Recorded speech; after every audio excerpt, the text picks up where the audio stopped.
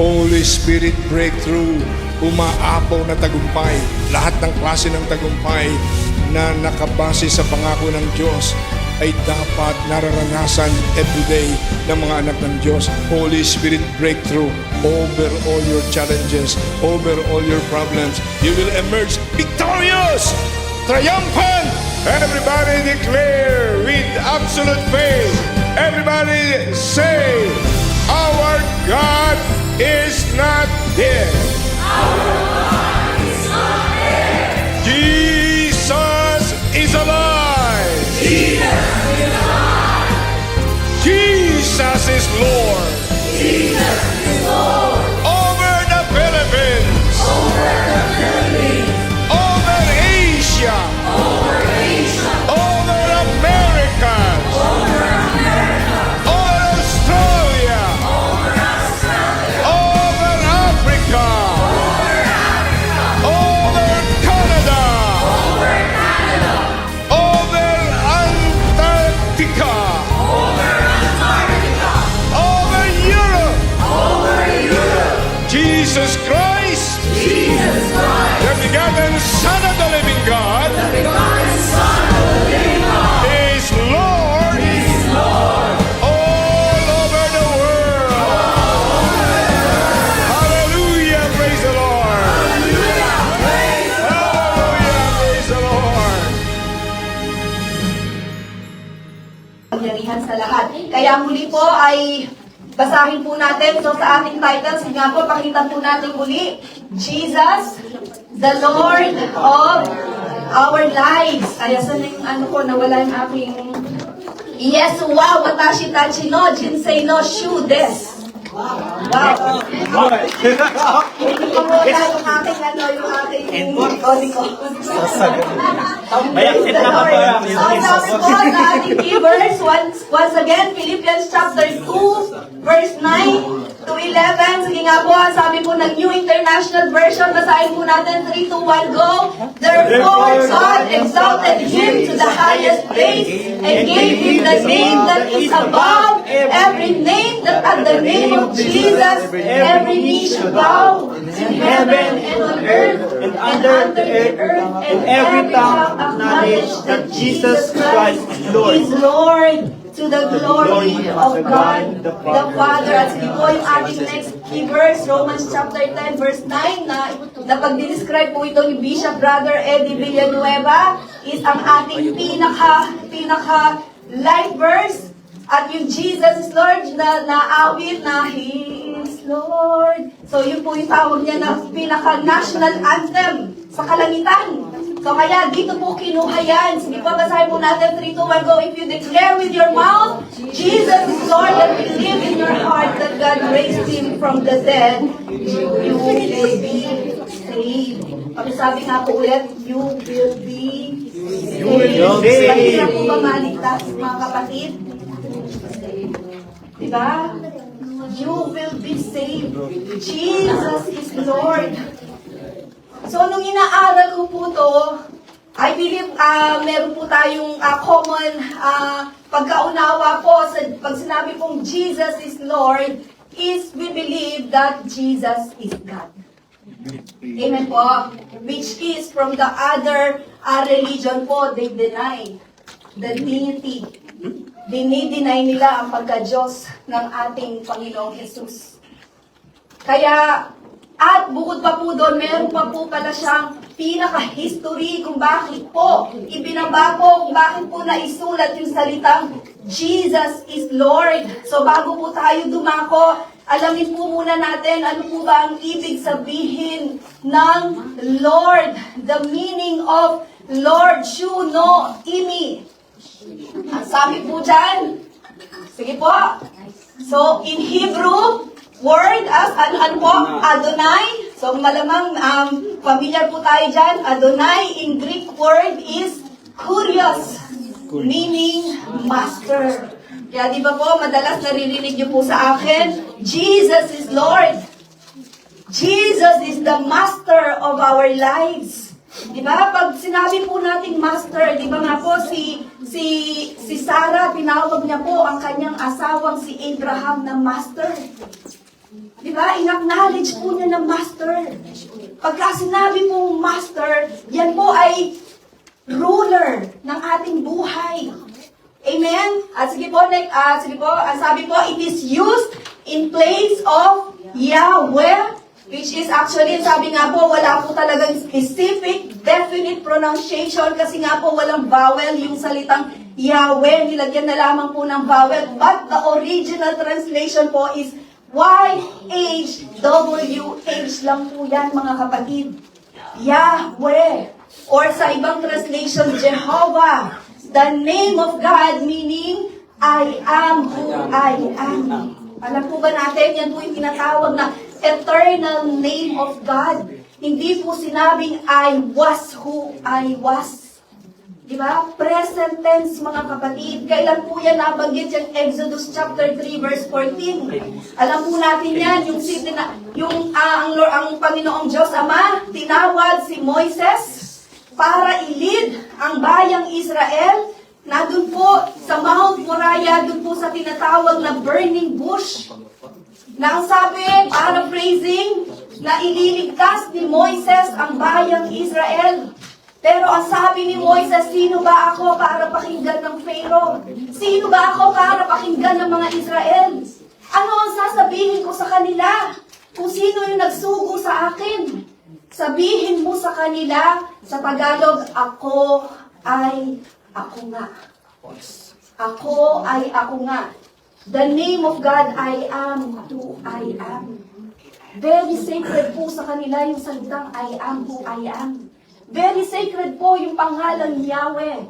Yahweh, Jehovah. Sige po, next slide po. Ang sabi po dyan, Lord is someone with authority. Ano po? Control, power over others. And Lord is someone who is our master or our ruler. So pag sinabi pong authority, the right and power to lead, command, to make decision. So ang ating Panginoon, He is our authority. He is our control. The ability to direct, to guide. Sa atin po ba? Sino po may hawak ng control ng buhay natin? Di ba? Ano po sa Tagalog po? Ano po sa Nihongo yung control? Control. Control. Di ba? Remote control pala. Sino po ba may hawak ng remote control po ng buhay natin? Control Diba? Binigay na po ba natin sa ating Diyos ang remote control ng ating buhay? And pag sinabi mong Lord, it is power over others. Means having the ability to influence, to direct, to command people. Walang iba po yan kundi ang ating Lord Jesus. And then po, the master or ruler, someone who holds authority. Amen? And leads others under their command. So, ibig sabihin, pinaka-summary po ni Lord is the master, the ruler of our lives. Ang tanong po, ang Lord Jesus na po ba talaga ang master ng ating mga buhay? Amen po. Talaga po bang masasabi po natin, Lord, my life is in you, Lord. My hope. Di ba? My strength is in you, Lord. Di ba? In you. It's in you, Lord. Amen po. Di ba? Pagtanong nga po ang ating katabi, sino ang master mo? Saka ang master pa rin po natin ay walang iba kung hindi ang ating mga sarili. Ang master pa rin po natin ay mga gusto nating ginagawa. Ang master pa rin po natin ay yung mga bagay na hindi po natin ma-give up sa Lord. Even though we know na hindi po yung kalooban ng Diyos. So ano po? So bago po tayo dumako, may history. Pag sabi po sa katabi, may history. May history. The history of saying Jesus is Lord.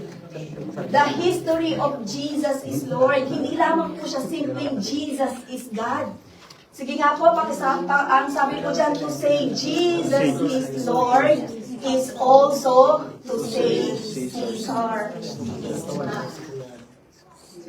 Kilala po ba natin si Caesar? Pagtanong nga po Ang kay Caesar ay kay Hindi po Caesar. si Caesar, si Caesar po. Kilala po natin si Caesar.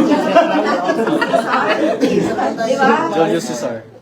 So, history lamang po ito mga kapatid. Dahil ako, nung inaaral ko din po ito, wow, may ganun palang history. Kung bakit dineclare sa ating mga Bible that Jesus is Lord. Na pag sinabi ng mga tao, ng mga Kristiyano that Jesus is Lord, ibig sabihin, si Caesar ay hindi Diyos. Amen. Ibig sabihin, kung pinangangalandakan ng mga Kristiyano that Jesus is God, ibig sabihin yung mga hindi Kristiyano ay pinangangalandakan din that Caesar is God. Pero of course, sa atin po na mga Kristiyano, that is blasphemy. Amen po ba? That is blasphemy. Dahil si Caesar ay isang taong katulad lang din natin na namatay. Amen po. Pero alam po natin ang Lord Jesus namatay, taong-tao, John chapter 1 verse 1. No po, in the beginning was the Word, and the Word was with God, and the Word was God. Verse 14, and the Word became flesh and dwelt among us. Diyos na nagkatawang tao. Hindi po siya Diyos na tao, mga kapatid. Iba po yung Diyos na tao. Siya po ay Diyos na nagkatawang tao. Amen po ba? Diyos na nagkatawang tao, ipinako sa krus, namatay, inilibing, pero sa ikatlong araw, muling nabuhay. Amen po. At ngayon, ay ano po ang kanyang katawan? Physical body po niya ay glorious body, hindi namamatay. Yan po yung magiging body rin po natin pagdating po natin doon po sa tinatawag na eternal life, doon po sa ating eternal dwelling. Doon po sa panahon ng rapture of the church, doon po natin tataglayin yung ating mga glorious body. So kaya po pag sinabing, sige po ano po yung ating next slide. So who is Caesar? So sabi po, pag sinabi pong Jesus is Lord, the confession Jesus is Lord, it means na ino-object po natin, ano ba tawag dito? Ino-object po natin, hindi po tayo pumapayag na si Caesar ay Lord, that Caesar is God. Dahil sa Roman Empire, Caesar claimed divine power. Caesar, at nasabi po, Christians boldly proclaim that only Jesus has the true authority. Amen po. At ang sabi po, sino po si Caesar? Background lang po. So, nire-require po noong Roman Empire na yung mga tao po ay mag-alay ng insenso kay Caesar. So, pag nag-alay ng insenso, it means they are acknowledging that Caesar is God. Of course, for Romans, sabi nga po, it was political, but for Christians, it is idolatry. For Christians, it is blasphemy. Kaya po si Apostle Paul, very bold po siya na sabihin, Jesus is Lord. Na ibig sabihin, Jesus is God. So para magkaroon lamang po tayo ng idea, sino ba si Caesar? Saan ba siya nabanggit sa Bible? Di ba? So of course, ang nagpumili lamang po ako ng mga tatlong pinaka-well-known na Bible verse para makilala lang po natin si Caesar. Ang sabi po dyan, but actually sabi nga po, the name Caesar is not really that, hindi po siya talagang name ng tao. Pag sinabing Caesar, it is name ng position ng tao. Amen po ba? Name ng position ng tao. Hindi po siya specific, isang tao lang yon. Amen po. Kaya ang sabi, sino po si Caesar? Luke chapter 2 verses 1 to 3. Ang sabi po, sige po, basahin po natin. In those days, Caesar Augustus issued a decree that a census should be taken on the entire Roman world, and everyone went to their own to register. And then verses 4 to 5, Joseph and Mary also took census. Di ba? Sa panahon po ng ating New Testament, before po isilang ang ating Panginoong Jesus, si Caesar Augustus po ay nagpatawag, nagpa-census. Amen po, di ba? Alam po ba natin pag sinabing census? Di ba? Bibilangin po yung mga tao. Amen po. So kasama po sina Joseph and Mary na nakuhanan po ng census. At saan pa po natin makikita si Caesar? Sabi po dyan, Matthew chapter 22 verse 20 to 21. Sige po, basahin po natin. And he asked them, whose image is this? Whose inscription? Caesar's, they replied. Then he said to them, so give back to Caesar what is Caesar's, and to God what is God's. Diba? Nung minsan tinatrap ang ating Lord Jesus. Pero alam po natin, ang Lord Jesus, alam niya lahat ng iniisip ng tao. Na ang sinabi, Panginoon, kanino po ba kami magbabayad ng buwis? Pero, sa mali, kahit na anong sagot, ang isagot ng ating Lord Jesus, yun pa rin, it will be held against Him. Ano mang sagot, ang isagot ng Lord. Pero of course, ang Lord Jesus ay matalino. Amen po ba? At alam niya na sinusubukan lang siya ng mga tao. Kaya sabi niya, bakit niyo ako sinusubukan para praising? Bigyan niyo ako ng denarius. Amen po? Bigyan niyo ako ng coins.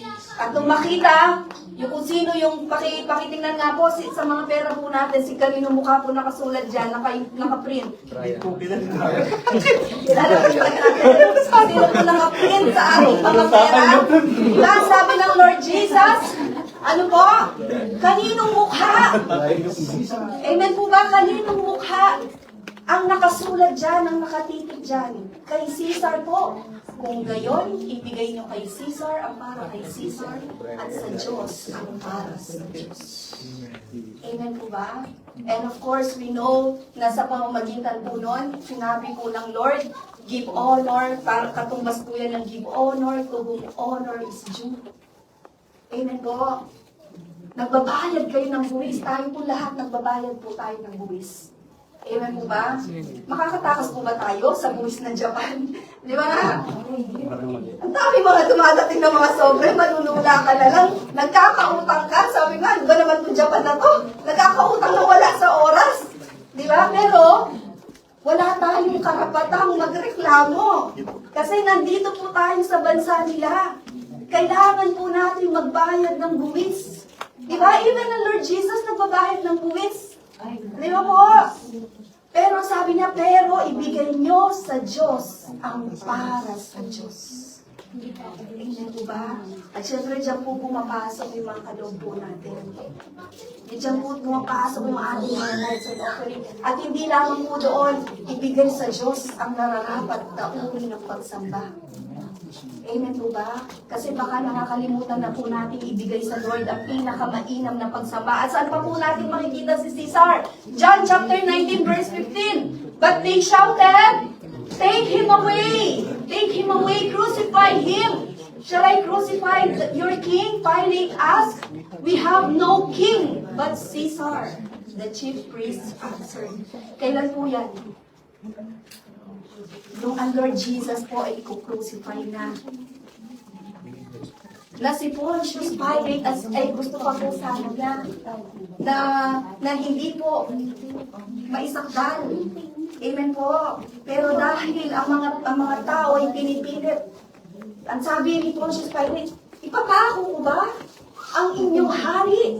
Pero ang sabi na, wala po kami ibang hari, maliban kay Caesar. Amen po ba? So, yun lamang po yung ating kung paano po, kung sino po si Caesar sa ating mga Bible. So, kaya, Roman numeral number 3, so balik po tayo, meaning of saying, Jesus is Lord. So, pag sinabing Jesus is Lord, ang sabi po, it means the cost of our lives. Pakisabi nga po ang katabi, magkano ang buhay mo? Priceless. Magkano po ang buhay natin? Priceless. Kasi alam po natin lahat po ng mga hindi naniniwala kay Caesar, yung mga early Christians po ay pinapatay. Amen po. Pinapapatay. Amen? So to say Jesus is Lord means the cost of our lives. Ibig sabihin po, the willingness to die for Jesus. Handa po ba tayo mamatay? Amen. Para sa Lord. Diba? Ito po, malaya po tayo dito sa Japan, no po? Malaya tayo mag-share. Pero paano po kaya kung dumating po tayo sa mga bansa na talagang pagka sinabi mo na ikaw ay Kristiyano, katumbas mo, pupugutan ka ng ulo, papatayin ka. Ano po kaya ang gagawin po natin? Sasabihin po kaya natin na tayo po ay mga Kristiyano? So, ang sabi po, the willingness to die for Jesus, amen po, means loving Him more than our own life. Amen? It is not the desire for death, but it is the declaration that Jesus is worth of our everything. Amen po ba? Even our very lives. Kaya po ba natin maibigay sa Lord ang ating mga buhay? Pag sinabi po natin Jesus is Lord, katumbas po yan ng ating mga buhay. Dahil ng panahon po ng ating mga Biblia, pag sinabi pong Jesus is Lord, Jesus is God, marami pong hindi naniniwala na ang Lord Jesus ay Diyos. Kaya pinapatay po. Sa kanila yan po ay blasphemy. Kaya pinapatay po ang mga early Christians. Kaya nga po sabi po ni Apostle Paul sa Acts chapter 21 verse 13, sabi po dyan, then Paul answered, why are you weeping and breaking my heart? I am ready not only to be bound, but also to die in Jerusalem for the name of our Lord Jesus. Ano ang ginagawa nyo? Sa pag-iyak ninyong iyan, dinudurog ninyo ang aking puso. Handa ako, hindi lamang magpagapos, kundi kahit mamatay doon sa Jerusalem, alang-alang sa pangalan ng Panginoong Jesus. Kasi di ba si Prophet Agabus, sabi niya, pinrofesay niya ang nagmamayari nitong bagay na to ay mamamatay. Amen po. Pinipigilan si Apostle Paul na huwag umalis sa takot na patayin na siya. Pero sabi ni Apostle Paul, handa akong mamatay alang-alang sa pangalan ng Panginoong Yesus. Amen po. Nung tayo po kaya panahon po ng mga apostle, ganun po kaya tayo kaboy. So there's a price to pay. Walang iba po kung hindi ang ating buhay pag sinabi po natin Jesus is Lord. At ano pa po letter B? It means full allegiance and submission. Pag sinabi pong full allegiance, offering our whole life. Ino-offer po natin ang ating mga buhay. Yung loyalty, allegiance, yung loyalty, yung submission po natin sa ating Panginoon. Amen po, yung pag sinabi pong submission, it is humbly yielding our will, our desire. Pinapatianod na po natin sa Lord. May mga, nung tayo po hindi pa mga Kristiyano, meron po tayo mga kanya-kanyang desire. Amen po. Pero ngayon, kahit gusto-gusto natin, pag alam po natin, hindi po yan kalooban ng Lord. Pag alam po natin, hindi yan galing sa Lord. Sinusurrender na lang po natin sa Lord ang lahat. Amen po. So when we say, Jesus is Lord, it means our full allegiance and submission. Amen po. At ano pa po yung number 3? Hanggang doon lamang po ba? Number 3, pero pag sinabi pong to say Jesus is Lord, it means complete joy. Amen po. O may mga napangiti nung sinabing complete joy. Pag sinabing Jesus is Lord. Amen po. Kasi alam po natin, maghirap man po tayo dito sa mundong ito. Pero ang totoong joy natin ay sa piling ng ating Panginoon. Amen po. Amen. Kaya po, sige po, ang sabi po, Philippians chapter 4, verse 4, rejoice in the Lord always. Say it again. Rejoice. Amen po, bakit? Sabi po ng Lord sa John chapter 15 verse 11, I have told you this so that my joy may be in you and that your joy may be complete. Amen po, dahil alam po natin, pag sinabi pong true joy or complete joy, hindi po yan based sa mga sitwasyon po natin ngayon. Hindi po yan base sa kung ano po yung mga nakikita natin. Pero yung joy po natin na nararanasan po natin ng Lord Jesus, yung kanyang pagmamahal, na alam po natin na meron po tayong kasama at hindi po tayo nag-iisa, naman po yung danasin nating hirap dito sa mundong ito. Amen po ba? Pakisabi po, yun po yung totoong kaligayahan. Amen po ba? Pag sinabing Jesus is Lord means it brings freedom, not fear. Hindi takot, mga kapatid. Katulad ng mga nararanasan ng panahon ng ating mga apostol, ng mga early Christians. Not fear, life and not burden. Amen po. At sige po, ano po ang ating next slide? Ang sabi po dyan. So, Roman numeral number 4. How to make Jesus is Lord of our lives. Amen po. Paano po ba natin masasabi that Jesus is Lord of our lives? Amen po. Jesus is Lord of our lives. Sinurrender na po ba natin ang ating mga buhay? Tulad po kanina Romans chapter 10 verse 9. If you declare with your mouth that Jesus is Lord and believe in your heart that God raised Him from the dead, you will be saved. Amen po ba? And of course, pag sinabi po natin Jesus is Lord of our lives, ibig sabihin we are denying ourselves. Tinatalikuran na po natin ang ating mga sarili. Amen po. Kasi Galatians chapter 2 verse 20, hindi na po tayo ang nabubuhay ngayon. Si Kristo na po ang nabubuhay sa ating mga buhay. So ngayon, ano po ang ating, thank you po, ano po ang ating katibayan na talagang masasabi po natin that Jesus is the Lord of our lives. Jesus is the master of our lives. So meron lamang po akong 4 na puntos. Number 1, how to make Jesus is Lord of our lives. Number 1, love the Lord above all else.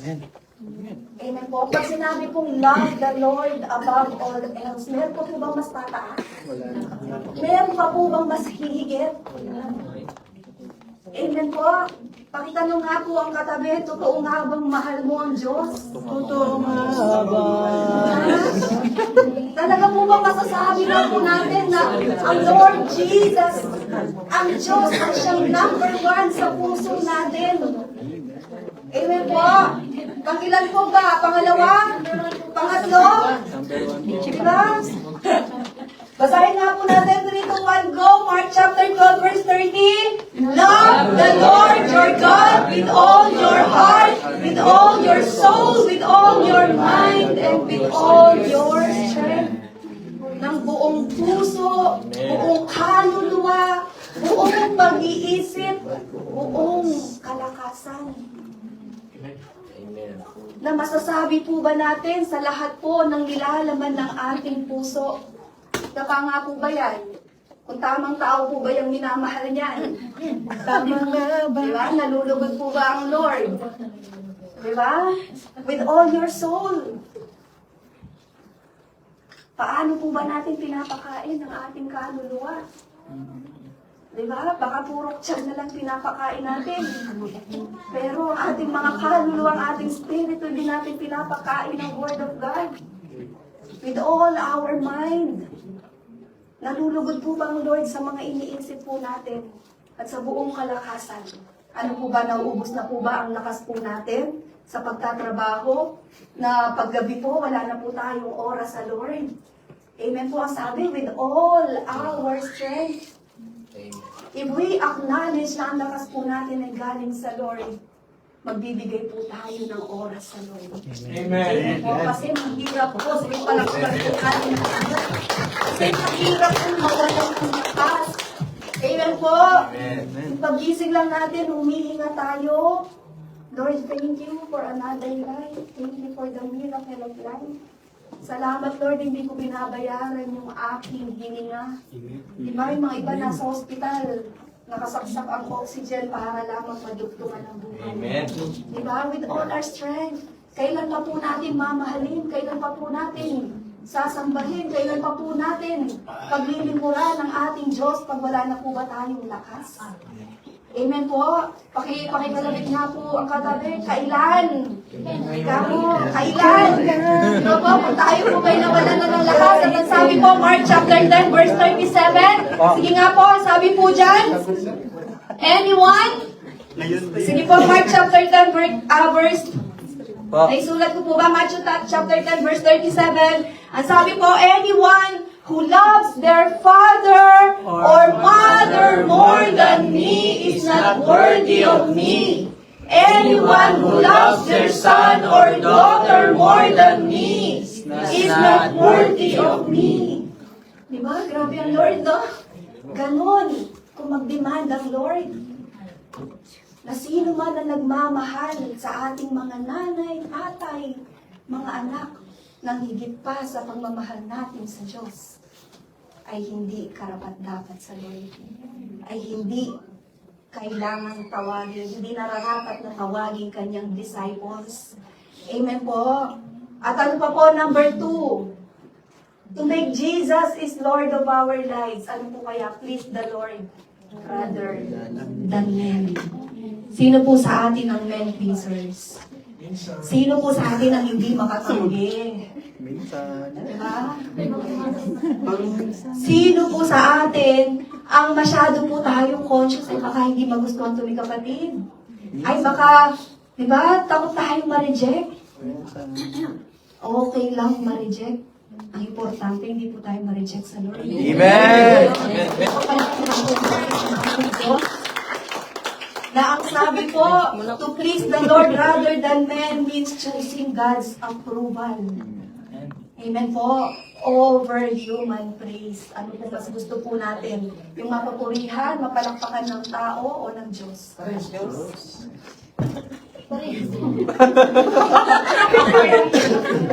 Kasi sabi ng Lord. Kasi di ba sabi ng Lord, pag pinapurihan ka ng tao, pinalakpakan ka ng tao, nakuha mo na ang iyong reward. Amen! Amen po. Kaya okay lang, kahit hindi tayo palakpakan ng tao, ang mga reward natin ay ito sa langit. Amen po ba? Kung ang hangad natin ay mapalakpakan ng tao, sabi po ni Apostle Paul, hindi ako dapat na lingkod ng Diyos. Galatians chapter 1 verse 10, ang sabi po, am I now? Sige po, basahin po natin. 3, 2, 1, go. Am I now trying to win the approval of human beings or of God? Or am I trying to please people? If I were still trying to please people, I would not be a servant of Christ. Amen po. I would not be a servant of Christ. Okay lang. Hindi man tayo maunawaan ng mga tao, okay lang. Ba naman to, mula nung naging Kristiyano, parang naging weird na. Diba? Dati-dati kasama natin pag gumigimik eh. Ngayon wala na, hindi na mahagilap. Amen po. Bakit? Kasi ang pinipraise niya na ay ang Diyos, hindi na ang tao. Amen po. At ang sabi Romans chapter 12 verse 2, basahin po natin. 3, 2, 1, go. Do not conform to the pattern of this world, but be transformed by the renewing of your mind. Then you will be able to test and approve what God's will is, His good, pleasing, and perfect will. Kung dati, sarili nating pamamaraan, sarili nating pamantayan. Pero ngayon, iba na po. Hindi na po yung pattern ng mundong ito. Kung ano na po yung kalooban ng ating Panginoon. Yung transformation po natin, the renewing of our minds. Amen po? Kung dati puro dito lang sa lupa, mga makamundo lang, yung nilalaman ng ating mga isip. Pero ngayon, hindi na po. Ang nasa isip po natin is always to please God. In whatever we do, whether we drink, whether we eat, do it all for the glory of God. Para sa ikaluluwalhati ng ating Panginoon. At ano po yung number 3 na masasabi natin, Jesus is Lord of our lives. Number 3, obey the Lord rather than men. Diba? Tayo po ay sumunod sa tao kesa sa sumunod sa Diyos. Amen po ba? Kesa sa tao. Diba? Lalo na po ngayon, napakarami po mga batas na against sa salita ng Diyos. Diba po? Divorce, ano po, same-sex marriage. Diba po? Pero alam po natin ang salita ng Diyos, mga kapatid. The Lord hates divorce. Ang sabi po sa Malakay chapter 2. At ano po, same-sex marriage. Marami pong nakasulat dito sa Bible. Homosexuality. Isa sa mga ibubulig sa dagat-dagatang apoy ng impyerno. Meron po akong isang vlog na napanood. Bakas na loob, sabi niya. Wala sa Bible about sa impyerno. Di ba? Hindi totoo na may impyerno.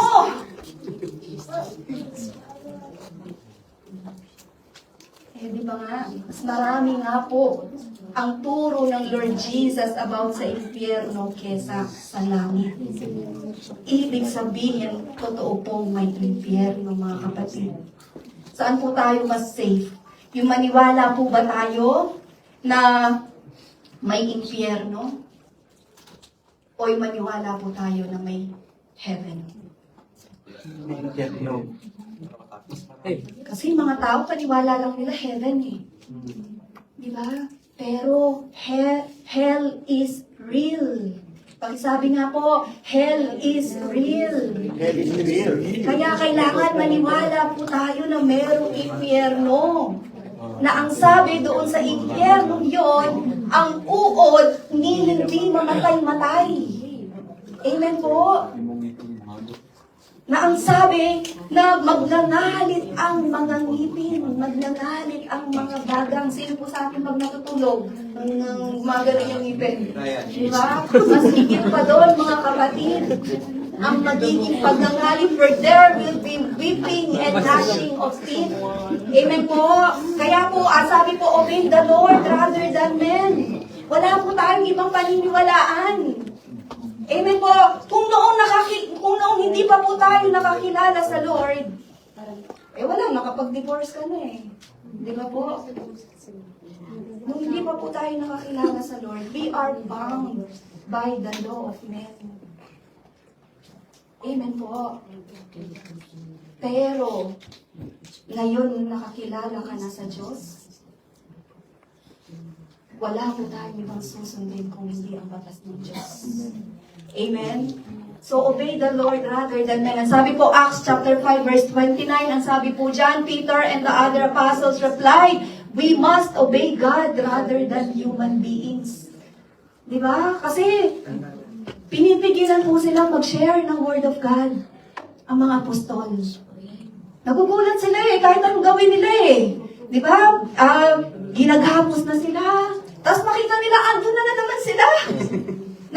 Nagsishare na naman. Siyempre, tinutulungan sila ng anghel ng Diyos eh. Di ba? Pero ano po sabi nila? Kayo na po ang humusga kung ano po ba ang mas nararapat, ang sumunod sa Diyos o ang sumunod sa tao. Amen. Pero kami po, susunod po kami sa Diyos. Amen. Amen po. We will obey God rather than men. Amen po ba? It is choosing God's truth over human opinion. Diba? Pag minsan, kung wala ka talagang alam sa Bible, diba, dami pong mga magagaling magsalita. Mapapatianod ka talaga eh. Pero pagka ikaw po may alam ka na po sa Word of God, kahit gaano katalino yung kausap mo, pag hindi nagbabanggit ng Word of God, kulang na kulang ka. Parang kami po, nung kasal po namin ni Aris, kasi syempre, kailangan pong kumuha ng mga permit. So, kailangan pong, ano ba tawag dito, yung seminar, marriage seminar. Yung nag-seminar sa amin, hindi Christian. Kulang na kulang ako. Sabi ko, iba pala talaga pag yung nagsasalita ay puspos ng banal na Santong Espiritu, na yung nagsasalita, yung wisdom ay nanggagaling sa salita ng Diyos. Di ba po? Kaya obey the Lord rather than men. At ano po yung number 4? Fear. Ang sabi po dyan, fear the Lord rather than men. Pakitanong nga po ang katabi, kanino ka mas takot? Amen po ba? Sa tao ba? Asawa. Sa asawa? Mas takot po ba tayo sa ating mga asawa? Tagusa. Di ba? Kaninong galing? Mag-asawa ka rin. Sino po mga takusa dyan? Di ba? Si Kuya. Hindi po kami makarinig, Pastora eh.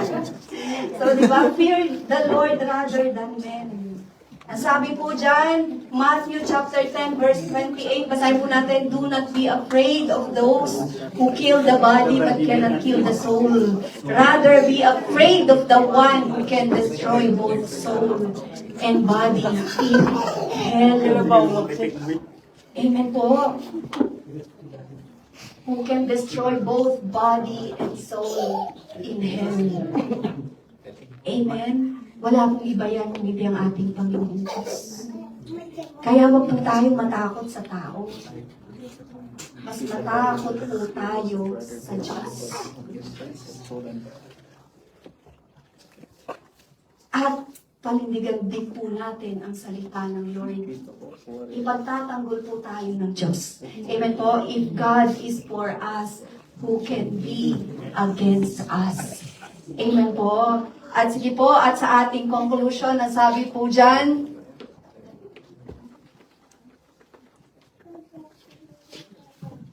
to say Jesus is Lord means that our hearts, our words, our actions reflect His and Lordship in our lives.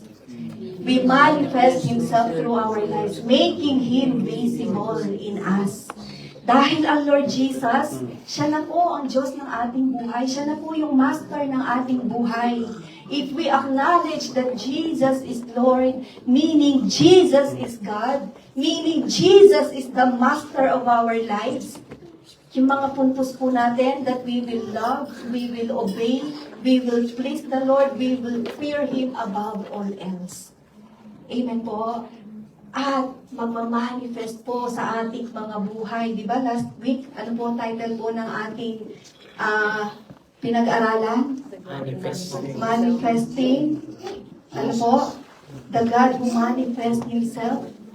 Amen po. In our lives. So kailangan makita na po sa atin na talagang Jesus is Lord sa ating mga buhay. At ano pa po to say? Ang sabi po dyan, to say, Jesus is Lord of our lives means we surrender to Him and we fear no one. Pakisabi po sa katabi, hindi tayo natatakot kahit kanino. Hindi tayo natakot kahit Ay, parang may takot yata sa group. nahuli. We fear no one. Ang sabi po, we fear no one, knowing, pakisabi po, knowing that if we live for the Lord, and if we die for the Lord. So whether we live or die, we belong to the Lord. Amen po. Amen. Hindi man natin makuha ang approval ng mga tao, okay lang. Amen po. Ang importante, ang sabi po, mamatay man tayo, mabuhay man tayo, dapat mabuhay tayo para sa Lord. Mamatay man tayo, mamatay tayo para sa Lord. Ibig sabihin, we are willing to give our lives to the Lord.